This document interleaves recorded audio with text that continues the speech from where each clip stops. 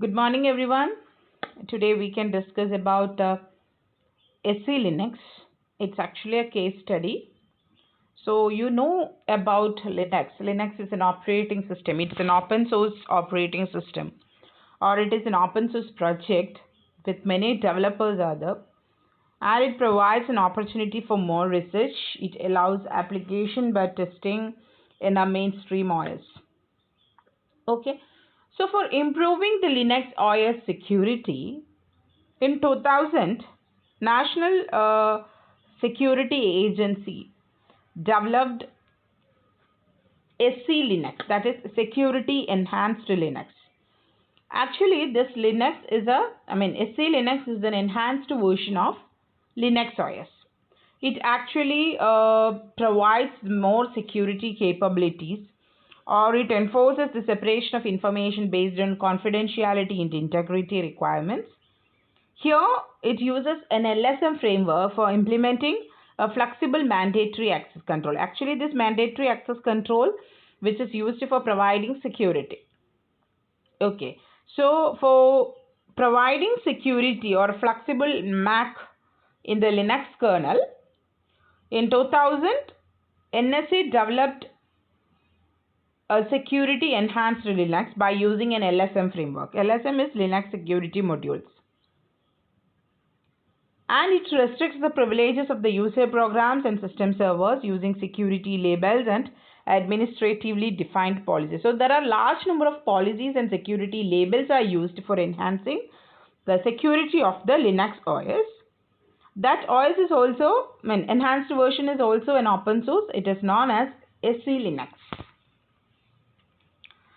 So for providing security in SC Linux,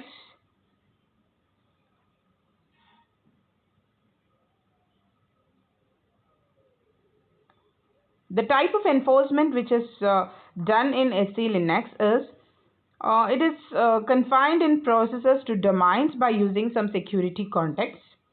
Also, there is a role-based access control. It recognizes that the users often need to move from one domain to another. RBAC rules explicitly allow roles to move from one domain to another. So this is an additional feature in SC Linux. In Linux OS, there won't be movement from one domain to another. Role-based movement is not there, but here it allows RBAC rules to allow roles to move from one domain to another. Here also users are assigned to one or more roles, and roles indicate which type the domains a user may access. Actually, it is similar to traditional Unix UID used to separate privileges, and each daemon may have its own role. Examples for the roles are system underscore R, sysadmin underscore R, user R, etc. So role transmission must be defined here. So this is the most important additional feature in SC Linux security models.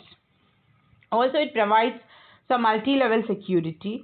So it enforces Bell-LaPadula security model. Already you had studied about the Bell-LaPadula model, security policy model in second module. Okay, so here also in SC Linux it enforces Bell-LaPadula security model. So users are allowed to read one level at one level and cannot read at higher levels. Also, users allowed to write at one level and are not allowed to write at the lower level. Okay, so the multi-level security is enforced here, and there are a large number of policies are applied in SC Linux. Actually, a policy is a set of rules which specifies allowable behavior. So a large number of policies are there, and it is highly configurable with booleans, and it defines some types for file objects and domains for processors, and it defines some rules, and it defines some user identities, etc. And configuration of these policies consists of Flask definitions, type enforcement, RBAC declaration, rules, user declaration, constraint definitions, security context specification, etc. So in the case of SC Linux, there are a large number of policies. Actually, policy means it's a set of rules. So these policies which define some of the types for the file objects, domains for the process, and they describe some roles of the users, and also it describes some user identities. And for configuring these policies, we have a large number of mechanisms like Flask definitions, some user declaration, constraint definitions, etc. are used. So this is an example for the SE Linux SSH secure shell.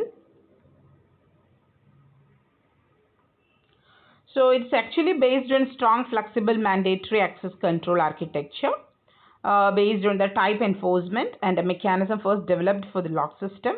And it theoretically it can be configured to provide high security. Based on the Linux, SE Linux more secure, and it is mostly used in confined domains like web servers.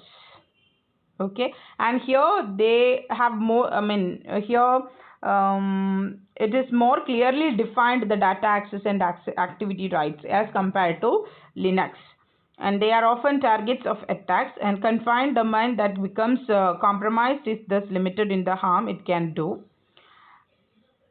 So these are all the main properties of a SE Linux.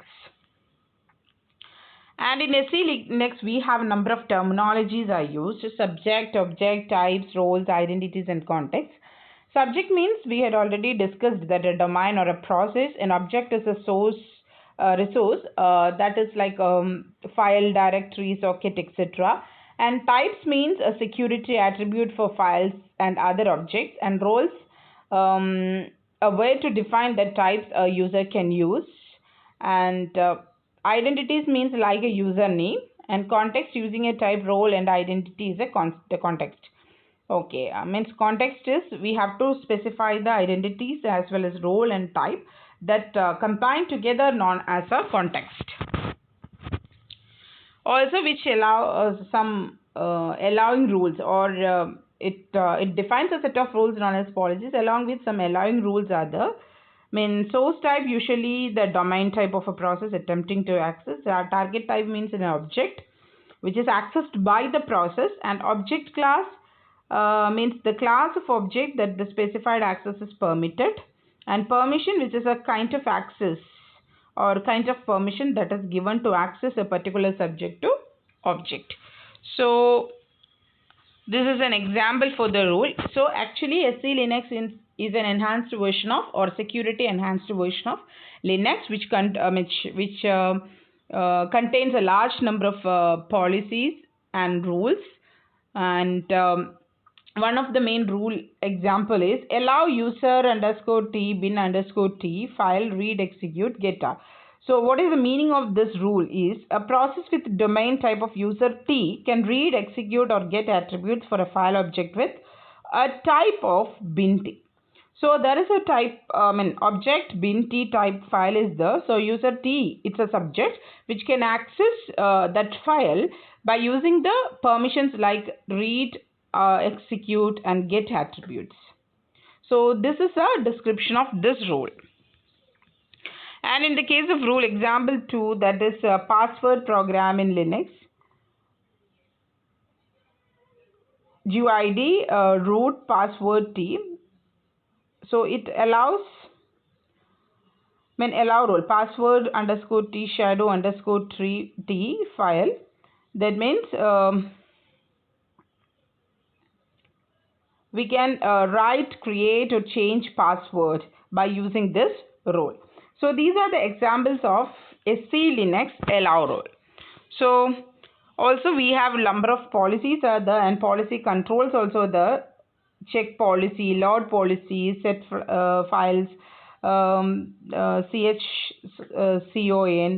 semanage, etc. are the main policy controls in the SE Linux. And the process related context information is also there in the SE Linux LSM module, that is ftpd _SE Linux, etc. named. These are all the examples of some of the policy controls as well as process related context information. Actually, these are the additional features that is present in SE Linux as compared with Linux.